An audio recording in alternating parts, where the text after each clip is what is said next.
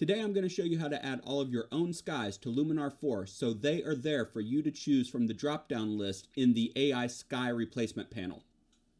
Here I am where the movie started, facing at a photo they've taken, space tree flying through. Hey everyone, I'm Josh Mills, and I had a question about Luminar that I just couldn't find an answer to. So when I figured out how to do it on my own, I thought that it would be a good idea for me to come on here and share with y'all how to do it, because I'm sure you're all asking the same question.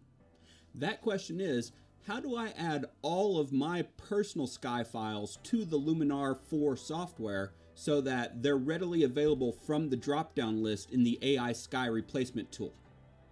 The reason I came up with this question is I didn't like that I had to browse to a single sky image each time I wanted to add a custom sky image to my Luminar 4. So I found a way to do it, and I'm going to show you how to do it now. By the way, before we get started, all of the skies you see me add to my Luminar today, I'm going to make available to y'all for free. So I'll go ahead and add a link down in the description so you can download those. So let's go ahead and get started and open up Luminar. Alright, I've got Photoshop CC open, and I've got this landscape that I took in Joshua Tree in Southern California. It's already got a really cool sky, but I'm going to go ahead and just use this image as an example to take it into Luminar and replace this sky. In doing that, I'm also going to show you how you can add all of your own custom sky files so that you can replace this sky with your own skies you've taken at some time or you've downloaded from somewhere. So first, let's go ahead and open this into Luminar, and then I will show you what the default set of skies looks like. And then we can proceed, and I will show you how to install your own skies into Luminar so that you can use them.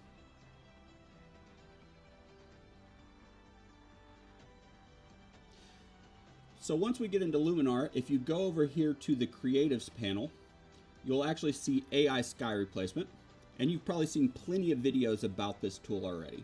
But I'm going to take it a step further and show you how to add all of your skies, because at this point, all you have are the skies that are available through Luminar when you download and install it, or you can come down to Load Custom Sky Image, and then you can go in and pick a sky from somewhere else. But this only gives you the option to choose one image, so you're kind of limited. So if you come back over here, you still only have the default set of skies, but you can always come in and you can load a different sky if you would like.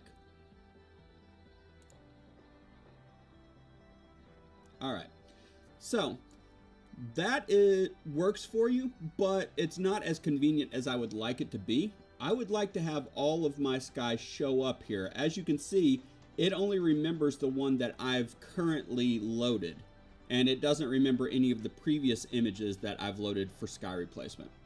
So all we need to do here is close down Luminar, and we bring up our File Explorer. And obviously I am on Windows 10 right now, but I will also talk about how you can do this on a Mac. So I've got a folder here with several images that I've taken of skies over the years. There's about a dozen of them, and I'm going to make these available for y'all to download for free. So make sure and check the description in the video, because I'll put a link there for you to download them. Next, what we need to do is go and find where Luminar actually stores its sky files. And where I found that to be is in Windows. You'll go into your system drive, which is usually your C drive. You'll go into Program Files.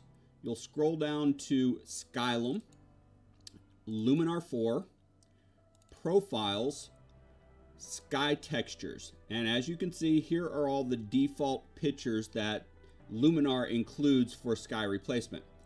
Then all you need to do is take and copy all of your images that you want to be in that drop-down list over into that folder. One thing I would like to recommend is go ahead and when you are putting your folder or your files in there, change the names.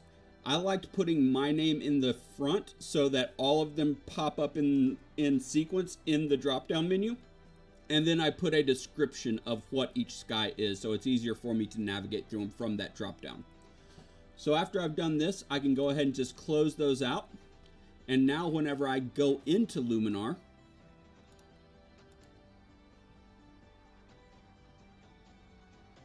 and I go over to our creatives panel and go to sky replacement, whenever I do the drop down, you now see that all of the images I added are in the drop down menu. So now if I say I want to do a dramatic sunset,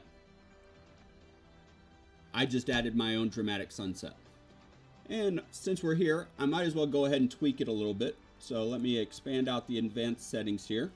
And I want to bring that horizon down a little bit. Oops, that's the horizon blending. Horizon position, because I want that sun to come out just behind those rocks. Horizon blending, I'm going to just make sure that it looks good. So probably around 20 there. Relighting the scene, it looks pretty good, but as you know, as you adjust the relight, it changes the rest of your scene to try and match it with the sky itself. So I'm gonna bump that down just a little bit so it's not affecting it as much. I can go ahead and tweak the close gaps, because there are some gaps in here that I want to make sure that it closes, especially right over in this area. So I'm going to bring that down to close the gaps, and as soon as they disappear, I'll stop. So that looks pretty good to me. And besides that, I would say the one thing we probably need to do is just apply a little bit of sky defocus because of the depth of field of the shot. So maybe a 2 on there. So that's looking pretty good. So now when I toggle this on and off, you can see that I've already taken what was a really cool sky and changed this into a very moody sunset shot. I might make a little bit of tweak to the image itself by coming in here and changing some other settings. Like let's go to the landscape enhancer, and this is under the essentials panel. And let's make the rest of the scene a little bit more golden hour so it blends better. And also let's make the greens in these plants pop a little bit more. So let's take the foliage enhancer up a little bit. Maybe not that far. Now that looks pretty cool to me. So let's go ahead and toggle that on and off. And you can see how in just really a short amount of time, I've managed to really change the whole mood of this image with just swapping in my own sunset that I had taken and changing the landscape enhancer to make it a little bit more golden hour and bring out the foliage in the shot.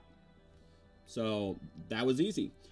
All right, so now I'm going to go ahead and jump over and show y'all how you can do this on the Mac. I don't personally have a Mac, but I did have a good friend that does, that let me do a remote session with them. So I just recorded how I moved the files on the Mac system to accomplish the same thing. Okay, everyone, I've jumped over onto a Mac OS X Mojave machine, and as you can see, I've got 2 Finder windows open. I have a Finder window open that has the JPEGs of the skies that I want to add to Luminar so that they appear in the drop-down menu under the Ai Sky Replacement tool. And then I have a Finder window open to the applications. From here, I'm just going to find Luminar 4, right-click on it, Show Package Contents. Then I'm going to go into the Contents folder. I'm going to go into the Frameworks folder. I'm going to scroll down to MP Luminar 4 Resources Frameworks and expand that.